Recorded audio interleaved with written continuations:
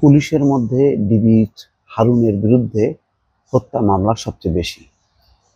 এটাই স্বাভাবিক, কারণ শেষ মুহূর্তে ডিবির হারুন যেই কর্মকাণ্ডগুলো করছিল, যেভাবে রাজনৈতিক পরিস্থিতি শেখ হাসিনা তাকে দিয়ে নিয়ন্ত্রণ করার চেষ্টা করা হচ্ছিল, বৈষম্য বিরোধী ছাত্র আন্দোলনের 6 নেতাকে তার দপ্তরে উঠে এনে যেভাবে তাদেরকে দিয়ে স্টেটমেন্ট করানো হচ্ছিল, খাওয়ানো দাওয়ানো হচ্ছিল, এর আগে বিএনপির কর্মসূচি মণ্ডল করা, সেখান থেকে নেতাদেরকে গ্রেপ্তার করে তার দপ্তরে নিয়ে আসা, ঈশ্বরচন্দ্র রায়কে মধ্যাহ্নভোজে আমন্ত্রণ জানানো, সেই ছবি প্রকাশ করা, সব কিছু মিলিয়ে সেই ছিল মানে লাইমলাইটে ছিল। এবং সে হয়তো বেশি দেখাতে গেছে যে শেখ হাসিনা সবচেয়ে বেশি মানে পছন্দের এবং কাছের, সেটা দেখাতে যেয়ে হয়তো টার্গেটেড হয়েছে।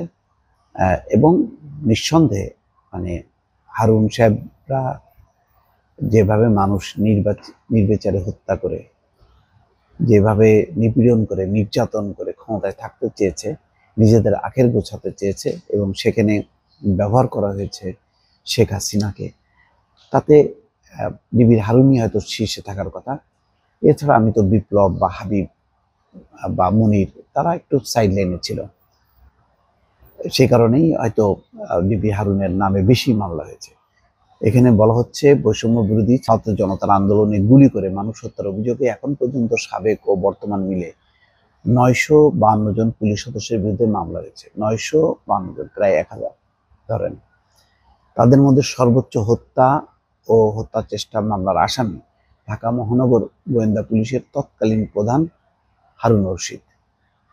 সারা দেশে হারুনের বিরুদ্ধে মামলা হয়েছে 171টি মামলার আসামি হচ্ছে হারুন।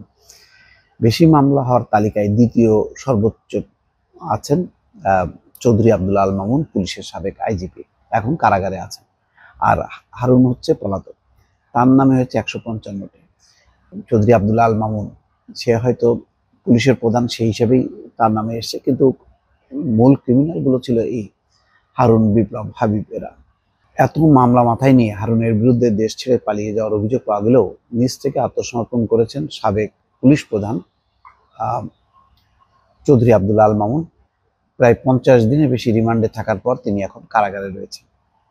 এছাড়া বেশি মামলা হওয়ার তালিকায় রয়েছেন ডিএমপির সাবেক কমিশনার হাবিবুর রহমানের বিরুদ্ধে 117টি, অতিরিক্ত ডিআইজি বিপ্লব কুমার সরকারের নামে 125টি, সাবেক অতিরিক্ত আইজিপি মনিরুল ইসলামের বিরুদ্ধে 46টি এবং অতিরিক্ত ডিআইজি এস.এম. মেহেদী হাসানের নামে 31টি। শিক্ষার্থীদের হত্যা এবং হত্যা চেষ্টা মামলায় 952 জনকে আসামি করা হলেও এখন পর্যন্ত গ্রেপ্তার হয়েছেন 28 জন। 28 জন পুলিশ সদস্য এখন পর্যন্ত গ্রেপ্তার হয়েছেন। অভিযোগ রয়েছে বাকিদের অনেকে দেশের বাইরে পালিয়ে গেছেন, কেউ বা দেশেই আত্মগোপনে আছেন। তবে মামলার এজাহারে তাদের পলাতক দেখানো হয়েছে। পুলিশের পক্ষ থেকে অবশ্য বলা হচ্ছে যাদের বিরুদ্ধে মামলা হয়েছে ঘটনার সঙ্গে সম্পৃক্ত পাওয়া গেলে তাদের আইনের আওতায় আনা হবে। যাই হোক, হয়তো নির্বিচারে গ্রেপ্তার না করে বেছে বেছে বুঝে সুঝে গ্রেপ্তার হচ্ছে, সেই কারণে হয়তো গ্রেপ্তারের তালিকাটা কম। কিন্তু এটা ঠিক, পুলিশের যারা একেবারে দলীয়ভাবে কাজ করেছে, ক্যাডারের মতন কাজ করেছে, তারা এই মামলার আসামি হবে, তাদের বিচার হবে, এটাই স্বাভাবিক। দর্শক ভালো থাকবেন, আল্লাহ হাফেজ।